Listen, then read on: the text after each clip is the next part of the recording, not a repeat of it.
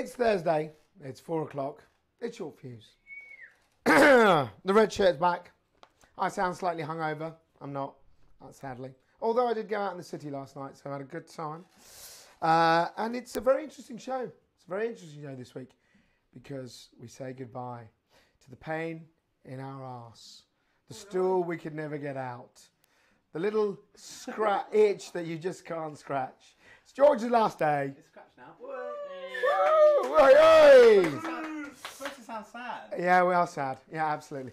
So you'll find out more about George and all his massive contributions over the last 4 years. Isn't that right, Alex? Yeah. Took you ages to pull together a compilation of all the best bits. So you'll see that in him. Weeks, absolutely. Right, before we get into it, let me show you what happened last Thursday. We had ELK, the Energy Live Consulting Conference. You can see some footage of that. A big thank you to all of the brokers and consultants who came along to the Etihad. We had a fantastic day. 200 of them plus actually turned up. And a big thanks to our sponsors who were Water Plus, CNG, Haven and SSE. Helped us put together some great content. We had a really, really interesting panel debate talking about data and oil. Our seminar sessions were all packed. And we also launched EVA, the Energy Vendors Association, which we hope to be bringing you much more news of in the coming weeks. So big thank you to everyone who came along. Do hope you enjoy the day. And of course, we did do Short Fuse from there. Even Kevin Corcoran was watching. Right, okay, moving on. So it's been a packed week this week. We've had a lot of things going on. We've been to various shoots and the report has been out and about. And one of the things that really got me was this, the story of the week, and it's all about David King. So David King was the chief scientist who worked for Tony Blair, and he was the advisor, basically. So the chief scientist's job is to advise the government. He was the first to start talking about climate change way back in 2002, and he helped, you could say, he was the sort of godfather of what we've now got, the move towards this decarbonized economy, moving all our power away, moving towards EVs, renewable energy. So Johnny this week finally managed to turn up somewhere to meet a minister. He did have a delivery for that minister, unfortunately failed to deliver it. Not like UPS. Next time I'll send UPS. But he did speak to Professor King, and he asked him what was happening now and whether we've actually reached the point where we can say that this is something we're addressing. And what was interesting was Professor King doesn't think, even though we've made a lot of inroads into this pathway, he still thinks that climate change is the biggest issue the planet is facing. Let's hear what he has to say. We should leave fossil fuels in the ground. Now, of course, you can't do that overnight. What would India and China do if they switched off all of their coal-fired power stations? Electricity would go off. It has to be a program of work, and the period of time to achieve this is actually very short. In order to achieve 1.5 degrees, globally we need to be net zero emissions by 2035, 20 years' time. It is a challenge. Can we do it? Yes, we can, because the technologies are coming through. But there's a second factor which drives these technologies through, not just the marketplace, but because people are fed up with breathing air that isn't healthy. So now it makes sense? It really makes sense. Economically, it makes sense for the health of the people, and it makes sense for the future of civilization. So I think the most interesting part of what he said there is that, there should be no more new fossil fuel infrastructure. And yet I think a couple of days ago, didn't we write in a story about how much more infrastructure has been done since Trump got into power? We ran a story about, on the US. So, I mean, the professor makes a very important point, which is that, if you look at where we are, he doesn't expect India, China, those developing nations, parts of Brazil, to instantly suddenly move straight into clean energy. And if you turned off all the coal and thermal plants, then what would they have? Of course. But it's interesting his point that we must make the movement towards it, particularly here.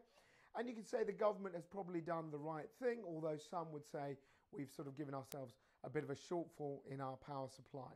But really interesting guy, and it was a fantastic opportunity for us to speak to him. Okay, our next story. Well, this is one that takes me back to my youth. So here we go. A deposit return scheme for plastic, metal and glass bottles. So when I was a kid, you'd go and nick bottles off the street. So bottles that were hanging around, empty, you'd grab them, and then you go down to the sweet shop and you'd get 2p back for a bottle. Okay? So bottles of, we had Tizer and Coca-Cola and all that. And it was recycling. You basically got some money if you bought that back. Even in the old days, sometimes you could get the bottle tops. So that all went away. We all moved to plastic bottles, etc., etc. Now, thanks to our Lord in heaven, David Attenborough, and that turtle with that bit of plastic in his mouth, we've had pretty much the last 4 months is all about plastic, plastic, plastic. We've had, legislation after legislation, plan after plan, announcement after announcement saying how we're going to clean up. This is the latest. So Michael Gove is suggesting that we consult on a scheme where all single-use plastic, glass and aluminium bottles, you get your money back. So you'd pay a bit more for it, but if you bring it back, you'd get some money back. So if you look at it, 13 billion, I couldn't believe this fact, 13 billion plastic bottles are used in the UK every year, of which 3 billion go to landfill. So yeah, we're doing well, 10 billion are getting recycled, but 3 billion still going to landfill. So if you look at this, I can't see what's wrong with this. People say, well, you're putting more price on. Well, let's face it, we have got this issue here. If you can do it, you might even encourage people to scramble around and get bottles and recycle them. So, if you're not going to do it and you dump it in the bin, well, someone else could actually make some money out of that. Is that a good thing? Who knows? I think it is a good thing. So, and it's definitely happening in places like India and Zimbabwe. These things already exist. So the fact that we're going back, to an old idea, I think is a good thing. And then finally in this section, wind farms. So the Energy Climate Intelligence Unit produced a report this week, said that, we've got basically a whole bunch of onshore wind farms due to sort of close down in the next sort of 5 years. Now, they're closing down because the turbines have reached the end of their life. And, these things have a certain lifespan. But what if, instead of closing them down, we refurbish them? So refurbish your turbine, put in some new parts, get them back and going. And they suggest that this upgrade at the end of life could save us around £77 million a year. So that's a huge amount of money that could be put into infrastructure. So I think this is an interesting report. They haven't said exactly how the cost would work and where you'd get this stuff. But the idea they're putting out there is that, you know what, don't wait for these things to end. Try and plan ahead, get some parts and bring them together. So that's it. We'll have some more stories with Pri, but now it's time for this week's Viewpoint.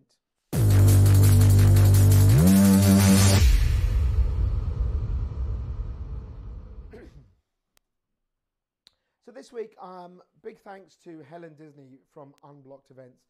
We went along to that on Tuesday to have a look at what was happening in the world of blockchain and energy. Now, blockchain, many people go, what is it? I mean, even I've struggled with it, but I think the basic definition that I understand in my small pre-brain is it's like having a whole bunch of Excel spreadsheets open at the same time. So we're all on the same spreadsheet. We can see what's happening. We can see when money is coming in and out. So that's it. You have a link network of ledgers and everyone can see when a transaction is happening. So that's the idea of blockchain. Simply put, it lets you see where money is going. So there were lots of people there talking about various potential applications in the energy world, and we've already run some stories about that over the last few months.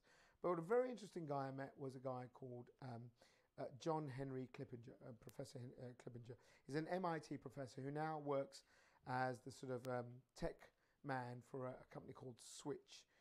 Switch is basically a kind of blockchain initiative.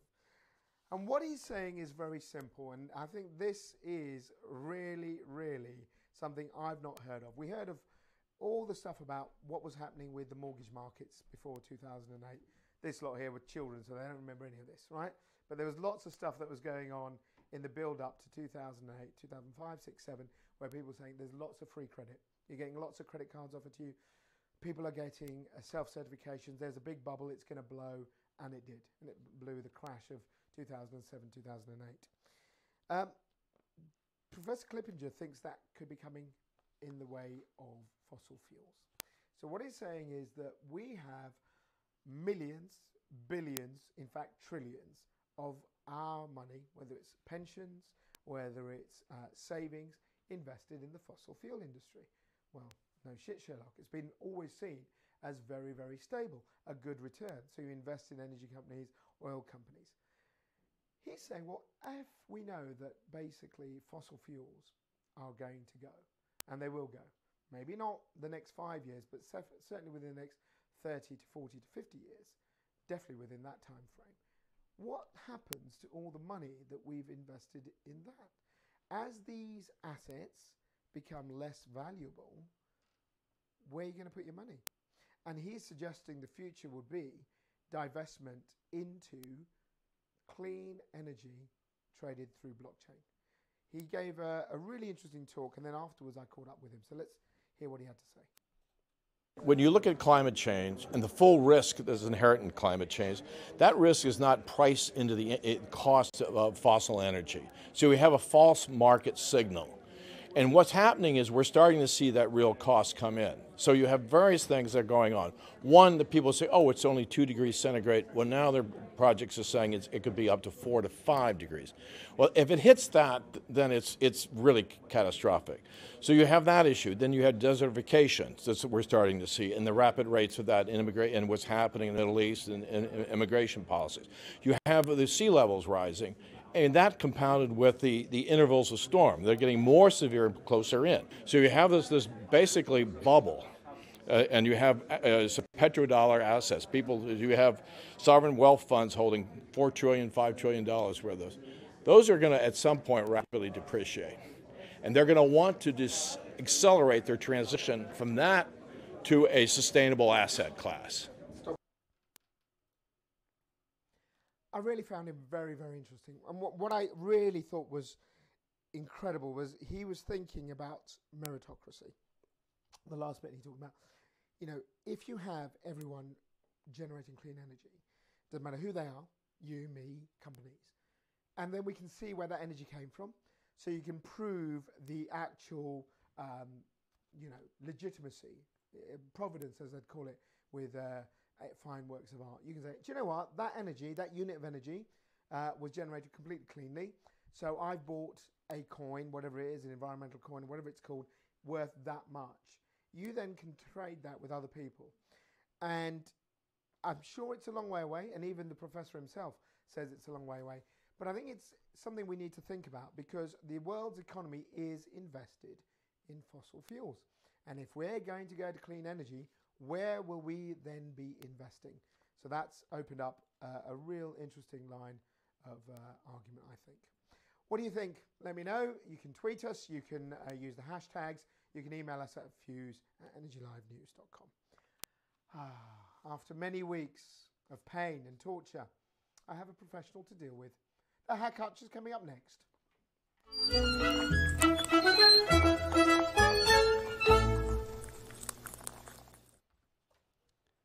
Hello. Ron, hi. Hi, everyone.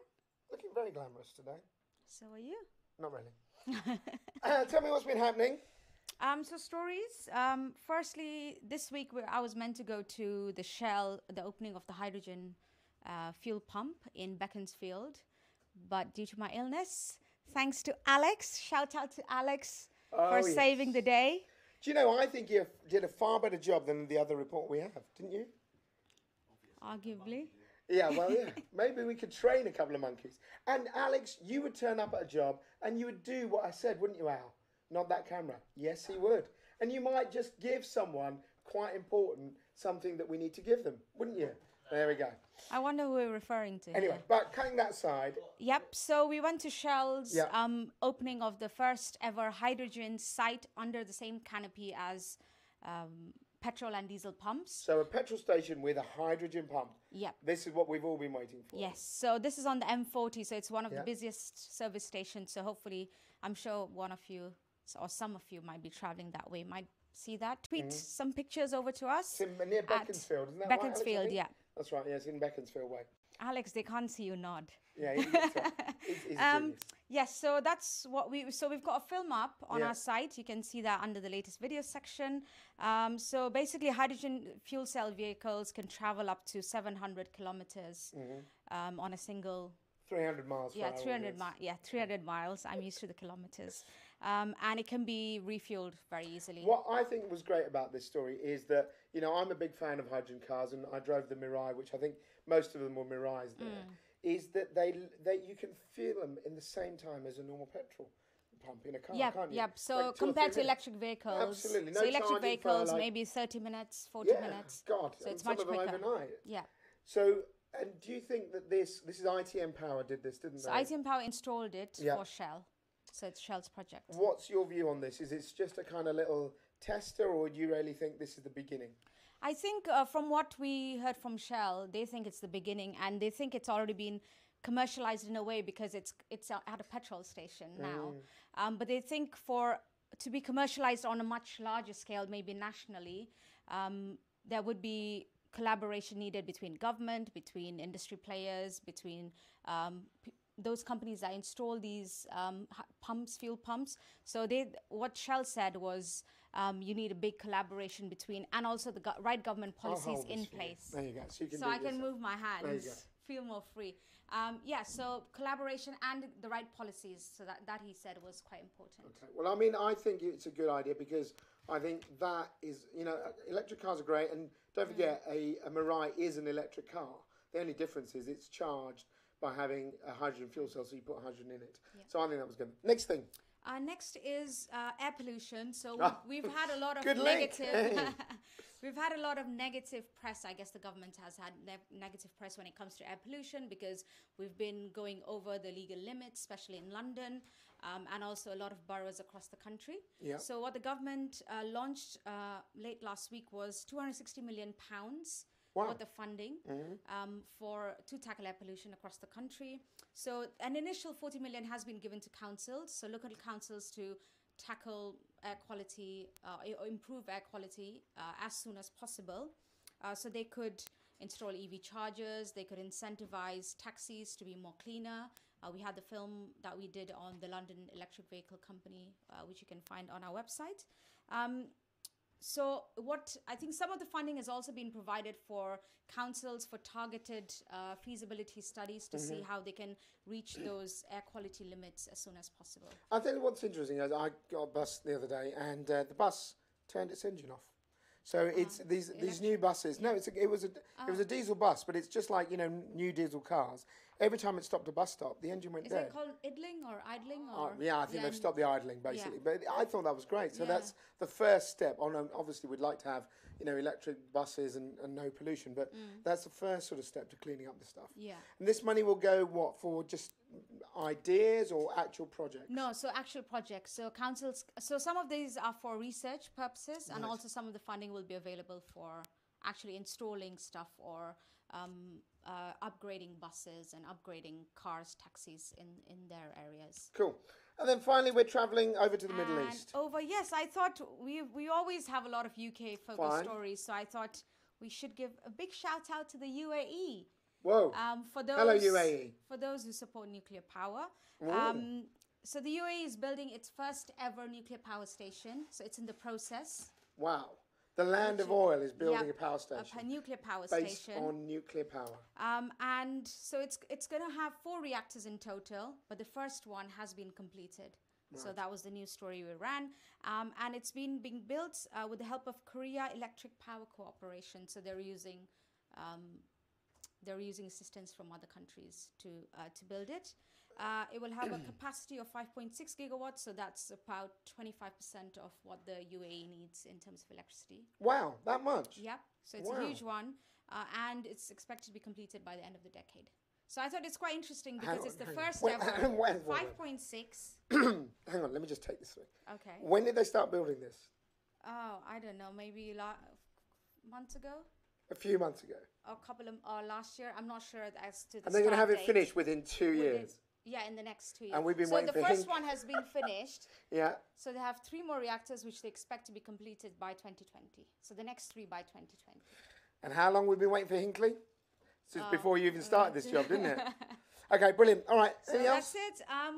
Lastly, if you've got any stories for us, energy efficiency, energy savings, send it over to stories@energylivenews.com. Before you go, you worked with George for many years. Yes. No, we can't cut this I'm off. not sure if I worked with him. No, because you I don't tolerated know- him. Yeah, I guess so. I delegated. I had to. I had to tolerate him. Final parting thoughts or shots about George? Oh, pain in the Yes? BUTT. Yes? Anything else? Noisy, Yes? disruptive. Yes? But all in all, a very nice guy. Oh, she had to crumble at the last. She's too nice. Bye-bye, Pri. Good luck, George. There we go. Lovely. Great. Okay. Freddie, have we got any shout-outs? No shout-outs. No one's watching. Oh, there's one. From George Marshall. Is it from George Marshall? Get me out of here. Oh, God. Okay. Not even Kevin. I can't believe it. Kev. No, he's out of hospital this week. And there's no excuse. Right, before we go, can we just do some dates for the diary? So, really, really excited to talk to you about Energy Live Future. The whole agenda is coming together. We will have it all up for you next week after next, actually. So, we've got, obviously, Baz Lansdott from the Mars missions, Mars One. He'll be giving the headline speech. We've been talking today with British Gas about their session, which will be looking at how the future will be, where will supply come from, what will we all be doing around that. We've got Alsted giving a great, interesting talk about where energy will transform to. We've got laboratory stuff, so we've got universities signing up. We've got a lovely car coming from Durham. We've got lots and lots of interesting, weird kit. I mean, really, really out there kit, but stuff that we could actually use right now. So you'll be hearing much more about that. You'll be getting lots of stuff coming through in your inbox. Johnny will be writing about it in the email if you guys receive that, and you can always sign up for that anytime you want on the website. So that is June the 7th. Then June the 28th, it is Telca, the award-winning, the best awards event in the country. That is June the 28th, and remember, you have got to get your entries in. The deadline has been extended 1 week because of the Easter break, so it is now the 23rd, I think. 23rd of April. Yeah, send it to Freddie because George doesn't care anymore. Anyway. And then in October, we have Expo. So we're building the content for that now. I'm talking to some ministers. I'm talking to some very high-end policy people. We will have, by time Expo comes along, we'll only be 6 months away from Brexit. So you know there'll be a lot of implications for that for the energy sector, and we will be discussing that. So that's it. Apart from, it's his final day. It's his final show. It's the last time I have to buy him drinks. Yeah, don't get on with it. So George has been with us for 4 years. What can I say about George? What can we say, Alex? What can we say that we could actually put out that is broadcastable? So he came 4 years ago as an apprentice. He came to basically look at the office, sit around, play video games, watch stuff during his lunch break. And he's done all of that very successfully. In the meantime, he has done a bit of event work. But we thought we couldn't leave this week's show without a little bit of a highlight of George's best bits. So as they say, roll VT.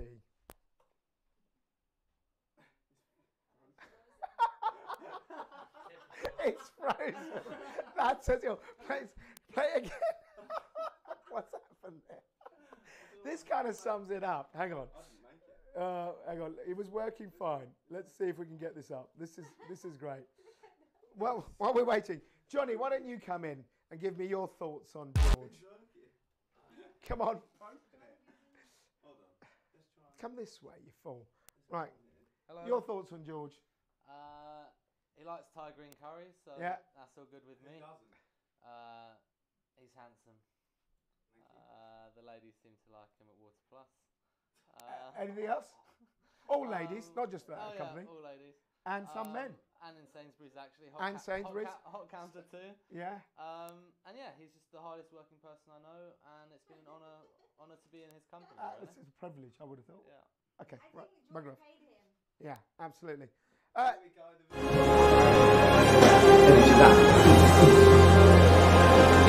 nicked a load of USBs though, and pens.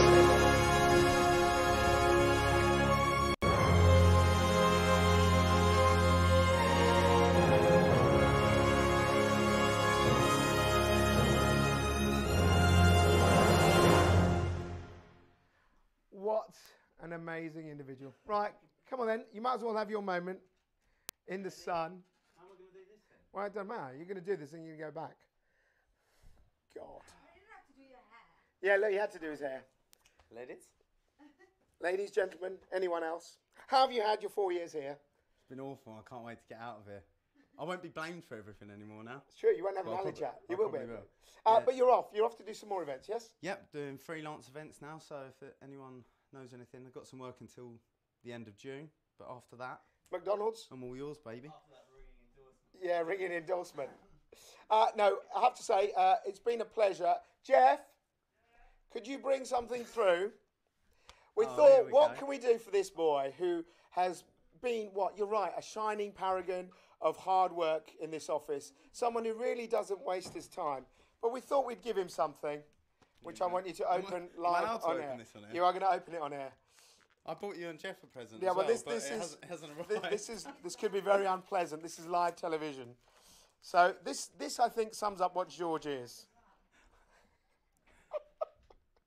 Right, go on then. See if you can open it. I can't even. Oh, Is it it's got taped? tape all over it. Go on. Go on. We'll film. No, hang on. I think he's there now. You've got tape all over this. Right, he's very good at this. Go on then. It's something we thought would You've work written for me you. a letter. It's a love letter. It is exactly what you need. Forget that bit. A pipe. It is a pipe. I got a smoking pipe. Get it out. Get it out. Get it out. There you go. Hold on, So, let's chuck all this on the floor. right, so this is for you, for your thinking moments, and for obviously Oh, I'm buzzing off of this actually. the right kind of tobacco. That's all we can say. And we've got a gift. We've got another from the gift. team. Right, this is from the team. Hang on, this is all going off here. Grab that. Johnny, come. Thanks, guys. All right. This is the world's worst work leaving do, isn't it? But we might Spelled as name well. wrong. It's only George one E. on the end there. Forget the card, because the card's going to be dull and too nice. All right. The question is this shocking? I have no idea what's in this either. Get a shot of this. Whoa! Oh, It has a message. What's the Got what's it the inscription? engraved and everything. This Ooh, will be get smashed interesting. tonight. What's it say? Georgie, good riddance. Now go and work for a change. We'll miss you really. Love, Team ELN. Woo. What's happened? Why is everyone being nice to me Yeah, today? that's right. Thanks, He's guys. getting nothing anyway. Right, Come on, George, fill been a that up pleasure. then. Thank you very much. Ciao for now. Adios. We will be back next week. Have a great Easter, all of you out there. We'll be doing lots of stuff. Jeff and I will be discussing the biggest issues on the planet over a pint. So if you're in Islington tomorrow, come and join us. And that's about it. Hope you've enjoyed the show. Goodbye to George. He has been a pain, but we will miss him. And all the best for his stuff. Have a great Easter, everyone. And we'll be back next Friday, as normal, at 4 o'clock. See you then.